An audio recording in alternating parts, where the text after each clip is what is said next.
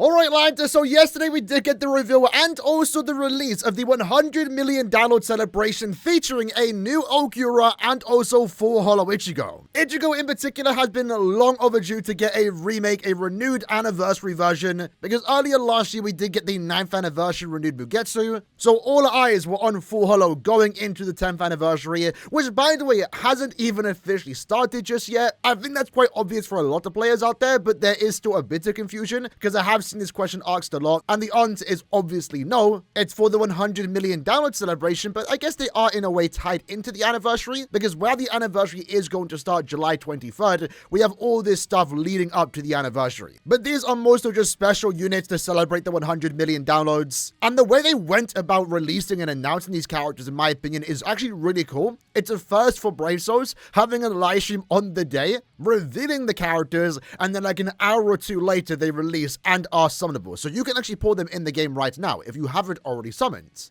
But due to the release of this banner and how it was announced, I haven't been able to talk about the actual units outside of the live stream that we did do, and also go over the banner for those that want to know my thoughts and how good Ichigo and also Ulquiorra are. And while we're doing that, the second part of the video, we will talk about the upcoming Senkaimon update, because we did get news about that, and also a potential upcoming live stream that will announce even more special characters that will be happening before the anniversary. Again, we'll talk about that more later in the video. So first up, in regards to this banner, I personally think Ichigo and Ulquiorra are actually really good. They are in a way being released for a mid-month banner, and with that they are more higher valued mid-month characters, which I think is important to understand. And in all honesty, I have more praise to say about the characters, but there is one big negative, and it's a very unfortunate negative, is the banner format itself. Because these technically are supposed to be mid-month units, the banner itself should have been a crown step-up summons. Right now, as you can see in the bottom right, it is a Zenith summons. And what that does mean is that it's the traditional end the month format, where every 5 steps you get a guaranteed 5-star, and only until you get to step 25 are you guaranteed Ichigo or Ulquiorra. Had this been a crown step-up summons, we would have had a few extra discounts, a few extra guarantees, but most importantly, on step 10, you would have been guaranteed Ichigo or Ulquiorra. I think that's by far the biggest disappointment with this particular banner. It's just how it was formatted. Because as cool as these characters are, I would love to say, down to 0. Go summon right now for these characters. Because I personally did, but it is at the end of the day a gamble in a way, right? Because you could do 10 steps and not get a single one of them, which wouldn't have been the case if it was a crown step-up summon. With that in mind too, the filler pool isn't really the greatest, and I think for banners like this, we are unfortunately seeing the negative effects of the bunch of 1000-year Blood War banners that we did get near the end of the year, where at this point, there isn't that many new good premium units or even seasonal units that they can put into a banner like this. I do think it is cool, however, that Gin and also Toshiro are featured here, because they are actually new premium characters releasing at the start of the year. Unfortunately, during my summons, I was able to pick up Toshiro. Would have been nice to pick up Gin too, however. So yeah, due to the filler pool and the way the banner is formatted, I honestly can't say for certain if you should summon. I would say probably hold out, because it is important to note these characters are premium units. So that means they are going to eventually be in free summons. They will be more widely available. I think they'll be a bit more limited in terms of how often they appear as fillers when compared to characters like Gin and Toshiro that are fillers right now, but it also does mean that you can get them through summer tickets. So if you are currently saving your summer tickets for the 10th anniversary, which of course is what I do recommend, you can potentially get these characters while also going for the 10th anniversary unit. The banner itself though is here until the 4th of May, so if you are low on orbs, you definitely can wait to see what end the month is going to be, which should get announced around the 27th of April. If we have a closer look at the actual units though, again, one thing I definitely want to praise about these two characters is the artwork. It looks absolutely amazing. When it comes to the renewed versions of past anniversary characters, one thing that's been plaguing the artwork is the very ugly normal premium backgrounds. And I'm glad to see it's not the case for these two characters. And in some ways, while it isn't better than the 4th anniversary version's artwork, I do think the pose is a lot better, and I really do like it in all honesty. But having a closer look at what these characters do offer, first up, Ichigo is a sword per holo. We'll talk about it more in the second half of the video, going over the Senkaimon update, but I think affiliation, especially rare ones like that regarding holos, might be important because there is going to be a whole tower, or more so affiliation quest, where you are going to want to only bring holo characters. And if you are lacking on those most holo characters because there aren't that many, a character like this might actually be really good to have. His soul trait, he has 2 soul traits, 12% recharge and 30% more damage to weakened enemies. Going into his skill set, one of the things that might be a bit controversial is this Frenzy +3 in Guild Quests. We've seen it in the past a lot of times, right? This is a Guild Quest unit that wants to be used in the range Squad 0 Guild Quests. And of course, due to that, he was given Guild Quest skills, so more killer effect and also more ranged damage. That unfortunately does mean that outside of Guild Quest, he's not going to be nearly as good as we will see in Guild Quest content, which we will showcase tomorrow. But I think, honestly, at this point, I'm kind of fine with it. I mean, I would prefer cool characters like this to be absolutely insanely broken. Like, honestly, if these 2 characters ended up being at 9th anniversary level, it would have been more exciting. But I'm still excited for the characters nonetheless. I still think he's going to play it just fine outside of Guild Quest. The killer is more so the biggest problem for PvE content to a certain extent, because it essentially means that you can't take him into Limit Breaker. But even then, when it comes to Limit Breaker, whether a character is good in that quest or not really comes down to, you know, what the rules are. Even if you are really good in normal PvE content, you know, outside of Guild Quests, there's still no guarantee you are going to be used in that particular game mode. Now, to make the character feel a bit more special, because again, they technically are mid-month units, premium ones too, right? He does have Weaken Plus on all of his attacks and also an EX skill. So that's a first for a mid-month character. His Soul Bomb can apply a debuff, lowering their defense by 80%. Alongside that, maybe important to note regarding Guild Quest content, his Soul Bomb does hit really hard because he has Bombardment +1, again with the debuff, and then he also does have weakened defense, which gives you 30% more damage. It does stack alongside the debuff. And then remember, he also has weakening. So that Soul Bomb is going to, from the looks of it, hit very hard. And that could be important to note because when it comes to Squad 0 Guild Quests, he only has killer against the main boss. The small enemies, the Soripers, he won't have killer against. And we've seen it a lot nowadays when you use a Soul Bomb in the Nightmare version of Guild Quests. Likely, the Soul Bomb isn't going to kill, and instead push back all the enemies, making it hard to even declare a wave in like one strong attack. We do have to wait and see how the damage will play out in that mode when it comes to his Soul Bomb, but from the looks of it, he might be able to one-shot the entire wave in terms of the small Soriper mobs. When it comes to the main boss, however, once you do use that Soul Bomb, you are likely going to kill in one strong attack because of all those extra damage multipliers. You're getting 80% more damage on top of the 50% from weakening, on top of the 30% from the weakened defense. With that in mind, he was also given the Diminisher skill, which I think is a bit of a waste because, like I said, when you do use your Soul Bomb, you are likely going to one-shot any enemy that is left alive. And the Diminisher skill extends the duration of the debuff, which I think for a character like this, as he will be hitting hard, doesn't really matter. Other than that, though, he has the standard skills that you expect, right? Poise Break. He does have Debilitator, and again, once more in Guild Quest, since he does have Weaken Plus, it does have the normal duration of a normal Weaken status element, but in Guild Quest content, the enemies only have like an 80% resistance to weakening, and because he has Weaken Plus, they need 200% immunity, around that, to be fully immune. So in Guild Quest content, the weakening will actually last longer compared to a normal weakened status element, so you are able to take advantage of that extra 70, more so 80% extra damage. One thing worth noting is EX skill isn't anything super special. I think it's still a good attack to have nonetheless. It's an AoE in front of him, more so a beam forwards, that can hit twice, do some pretty decent damage, so obviously it will be seen as an extra attack whenever you have a strong attack that isn't available, and it also does have a very high chance to inflict weakening, so it's very similar to Power Soul Shinji, and I can definitely see it being used in, again, Guild Quest content, and even outside of Guild Quest, you basically have 4 extra attacks. Now, if we do head over to lastnoches.net, we can get at least some potential numbers here on what it is going to look like, and from the looks of it, as of right now, this character is better than Shinji, not by a large margin, but he is actually better, so for those out there that are maybe only summoning for Guild Quest purposes, let's say you have like a maxed out Shinji, you can probably go by without him. But over time, you will eventually be replacing Shinji with Ichigo, because one important thing to note once more, right, is that Ichigo is a premium character. Now, this is something that I haven't even realized for quite some time, but when it comes to Guild Quest leads, we have not had a meta, really good premium character besides Anniversary, they after all are the exceptions, be the best lead for a respective Guild Quest phase. It's always been limited characters. So while, yes, right now, Ichigo is, you know, just a bit better than Shinji, over time, it will become more apparent because eventually, might take a while, you will get this character max transcended.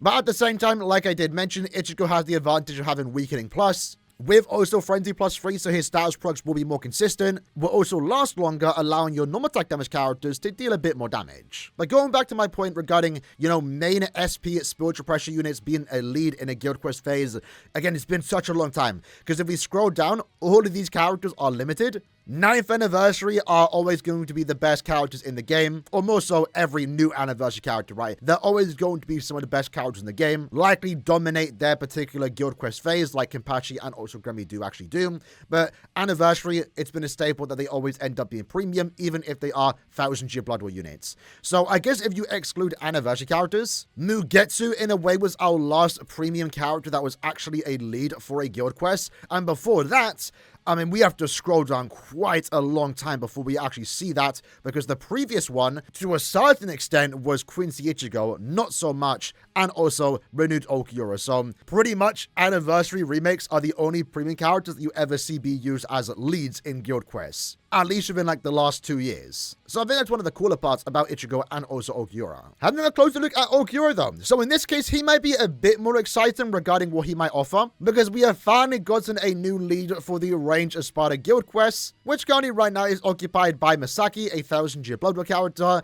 but many of us that actually care about guild quest scores are kind of tired of using her. Is Ulquiorra going to be the replacement? Yes, especially over time as you do dupe out this character. However, he does have one glaring issue, which right now I have no idea if it's going to be a big problem. But once more, Ulquiorra does have a Sparta Killer Plus. Similar to Ichigo, he does have 2 soul traits, in this case 20% strong attack damage and also recharge. Good for himself, right? Going into his damage output, it's very similar to Ichigo's, where he has Frenzy +2, free in guild quests, more range damage and also more killer effects. And of course also the 80% spiritual pressure boost, which he has an increased chance against all the Arrancars. Now, one of the ways of making this character special as compared to Ichigo, he had the EX skill, right? This Ulquiorra has a superior strong attack too, which at this point is the second time we are seeing it 4 months into the year in 2025. This strong attack 2 means it's going to have a slightly longer cooldown. That is why, however, he was given the 6% recharge when at full stamina, and it does 20% more damage than a normal strong attack 2 would. Alongside that, this SA2 is a boost, providing your team with a 43% attack, focus, and defense increase, while also providing them with a 5-hit barrier, or more so 5 for him, 3 for your teammates. That's not all though, because the attack itself is also a distant AoE into a tracking vortex. Once more, it's been a very long time since we have seen that on a character. Unfortunately, because it is a boost move, it can't inflict any status limits, in this case weakening plus, but that right there is a very powerful strong attack too. It really is. A lot of utility and potentially also a lot of damage from the looks of it. With Frenzy 3, it's going to be hitting a lot, and that paired with his maybe even normal attack string and also strong attack 1 hopefully should be able to do a lot of damage, especially if you do inflict the weakening. His SA1 in particular is also a range collision attack. And if we go over to BBS Simulator, right, using past examples, it's maybe not the best strong attack 1 that you would want, especially when you have a SA2 that, has a longer than usual cooldown, right? I think it'll be relatively fine because it does share the similarities of all these characters here. Excluding the Havoc effect, it does have a 700 width and also 300 length. The main thing though, it does have a 40% magnification. So in fact, if we actually step away from Nanana and look at Esno, right, because then we can see it with the Havoc, it's going to have an 840 width, a 360 length, and again, 40% magnification. With Ulquiorra, it's actually 10% higher. So this SA1 is technically a buffed version of Esnot SA1. And this attack is actually able of dealing a lot of damage when it does get all the hits off, which more often than not can easily be done. However, in guild quests, I believe starting from wave 4, the enemies themselves have poise, so that SA1 will not be able to get all the hits off. But at least given the fact that it does have that extra 10% magnification, it does do more damage. So even if it doesn't get all the hits off, it should be relatively fine. And also again, hopefully inflict the weakening, where you can then combo your SA2 or SA3. And it's worth mentioning too, because he has so many skills here, it's kind of similar to 1000-year Blood War Rukia, where because he has an SA2 boost effect and also an SA2 that can provide a barrier, he has to be given those skills, right? He has to be given the booster and also enhancer skill. He has to be given the multi-barrier. Because he's a guild quest unit, he has to be given the range damage effect. He has to be given the killer effect extra damage. So due to that, for some reason, a Guild Quest unit doesn't have Poise Break. He does not have Poise Break, and that, right now, we have to see how that is going to play out. I still think, though, he should be relatively fine. Maybe compared to a very powerful character like Fullbring Ichigo, Thousand Year Blood, or Byakuya. He's not going to be able to get the really good clear times that they can get, but he's not competing against those characters. He's competing against Misaki. And at least as of right now, when it comes to the range of Spartic GQ, at least going off by these numbers, I mean, there's quite a big difference. What we're looking at here potentially is a 1 out of 5 Ulquiorra is going to be better than a 5/5 Misaki. So while Ulquiorra is lacking a crucial skill like Poise Break, something that Ichigo does have, the difference between Ichigo and his second best character isn't that large, but the difference in Ulquiorra and Misaki is noticeably larger, right? And Ulquiorra potentially also has the benefit of being, the team booster, so he's actually buffing your best Nat character, that being Momo, allowing her to deal more damage, and maybe also allows you to no longer bring Yukio, the dedicated team booster, before Ulquiorra's release. And maybe instead you can opt in to use a character that can support your damage output. So funny enough, the resurrected version of Ulquiorra, or the human killer Zapro that's right next to him in the album, if you throw them onto the team, you're getting 40% more damage to Arrankas when you are inflicting a status ailment. Throw on the Mugetsu Soul Trait, you're then doing significantly more damage, allowing you to clear faster, and maybe saving you the need to use a second additional normal attack damage character, just to provide the same value that this character is providing with the team boost. But then again, what you can potentially do in Guild Quests is now no longer bring Yukio, you can bring Abirama instead, you can bring Momo, or you can also bring this Ulquiorra. Now, Ulquiorra is actually capable of doing some really good damage once the attack boost is applied. But the unfortunate thing about this character is that it's not as consistent. However, since Ulquiorra does have Weakening Plus, it still allows this Ulquiorra to inflict his drain. He has to get lucky, but whenever Weakening Plus is applied, this character can still inflict his drain, therefore get his attack boost, and it means you can actually reliably use Ulquiorra as a side, in my opinion, or even a main if you really want to. Like I already mentioned though, similar to Ichigo, I think the best part about Ulquiorra is that he is again once more a premium alternative. Having really good premium units that are meta in Guild Quest I don't think is the bad thing, and it's great to finally see that because more often than not, you have to use limited characters that clear Guild Quests because they are the best leads. They're always the best leads. These are characters that you can get later on if you do skip them because they will be available from summon tickets. You're still going to have to get super lucky, to be fair, but the chance is always there. So I think, like I said at the start of the video, it's a really cool banner. I love that they also called it the Decisive Battle. Very reminiscent, of course, to the first time these characters were introduced. I think the artwork is great. I think their visuals are great too. I really do like that the Soul Bombs are based off the Hellverse intro. I do think 4th Anniversary has a better Soul Bomb, but that was always one of the best Soul Bombs in the entire game. I was never expecting this character to really compete, but I think it's good enough. While I would have also loved if these characters were super broken like 9th Anniversary, that would have added more excitement. I do like what they do offer, and the fact that they are premium makes it even better.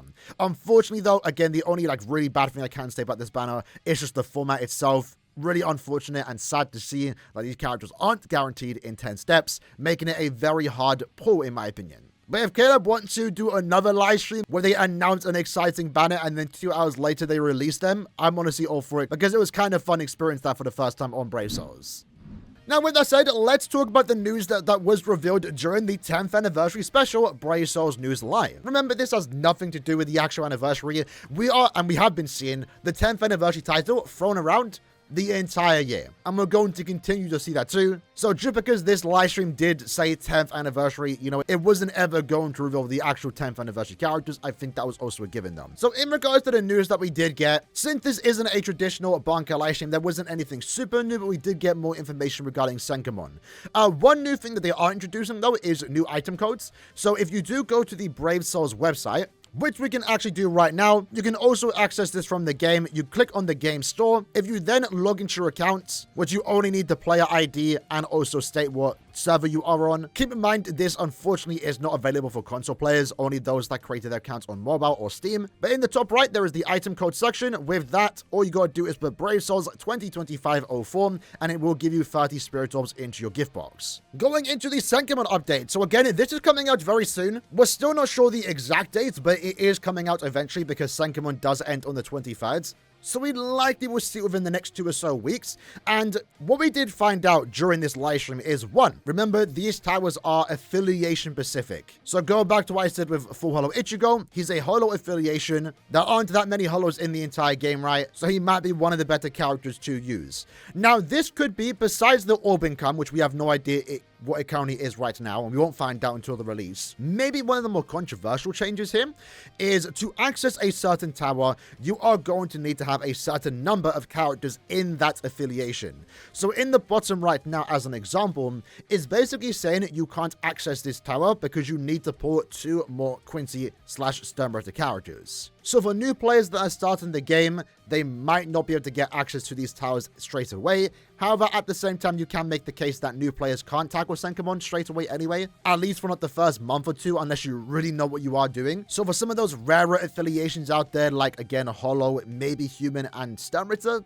to a certain extent, Quincy Sternritter, you might be gatekept for quite some time. But at the same time, it really depends on what the number is actually going to be. If they only want you to have like 10 Sternritters or Quincy's, all those Uryus you pulled in the past will contribute to that, and you should be relatively fine. So again, whether this is going to be controversial or not really comes down to the number that you need before you can access these towers. I think for most of us veterans that have a large roster of characters should be relatively fine. And remember, Senkaimon is technically supposed to be endgame content. At least that's what it might be looking like now, going with this update. So like we are aware, Senkaimon is going to be permanent. However, the missions are going to be the way we get orbs. And from the sounds of it, again, we kind of have to wait and see how regular they are going to get refreshed or updated. But they did say that these are going to get updated regularly. The examples they give us right now is clear this quest with using free accessories, clear the quest above 50% stamina, and also clear the quest in under 90 seconds. And we can actually see a closer look at the actual rewards. So upon completing all 3 missions, you get 5 medals for each mission that you do clear, and you also do get 10 spirit orbs for clearing all of them in one go. That's important to note. You want to do all 3 missions in one go. So you can attempt this quest, clear in 90 seconds, clear using free accessories. However, maybe you took too much damage. So upon completing the quest, you only cleared 2 of the 3 missions. With that in mind, you are going to want to re-clear it, getting all 3 missions cleared at the same time. If you do it, that is how you get the 10 orbs, and also most importantly, how you're going to unlock new challenging missions. So in this case, because they did complete the quest in under 90 seconds, above 50% stamina, using free accessories, they've now unlocked a harder challenge where they want to clear in 60 seconds, where they want to clear above 50% stamina, and they only want to use 2 accessories. So I'm very curious to see how far this is going to go. And I do kind of like the idea that, at least from what we are seeing right now, maybe there aren't any actual rules. You really can bring any character you want. And similar to past Senkaimon towers, right, one of the big things about Senkaimon is your character is going to get sealed. So once you do clear all 3 missions in one attempt, that character would then be sealed and can't be used for the next challenge. So similar to how we do it in the past, when we use weaker characters at the start during the early stages and save our best characters for the harder challenges, harder stages, the same will be seen during this. They used Ichigo during the first challenge, not the smartest thing to do. You want to save very powerful characters like that for the more difficult challenges, or at least as far as you can potentially go. Now, one thing they do announce on stream is that, let's say, for example, your affiliation is Soripa Captain, because there are going to be 2 different sections, right? One quest where you bring Soripas, one where you bring Captain/Squad 0. If you are, for example, using 9th Anniversary Kenpachi and he gets sealed on the Soripa Tower, you can still use him in the Captain Tower. So that's something to keep in mind, and that really only accounts for captains because they're the only ones that can be used in 2 types of quests. Or I guess also the Soripa Holos can be used in 2 types of towers too. Now, yes, while you do clear these simultaneous missions, and as you go further in this particular tower/quest, I'm not really sure what to call it, it is going to get harder, but at the same time, you can make it easier because every time you do potentially beat a new mission, unlock the next quest potentially, you are going to be able to pick a damage modifier. So the 2 examples they do give us here is 2 times strong attack damage and 2 times sub-1 damage, and you get to pick which one you want to get. So these can actually work in your favor, but at the same time, it can work against you.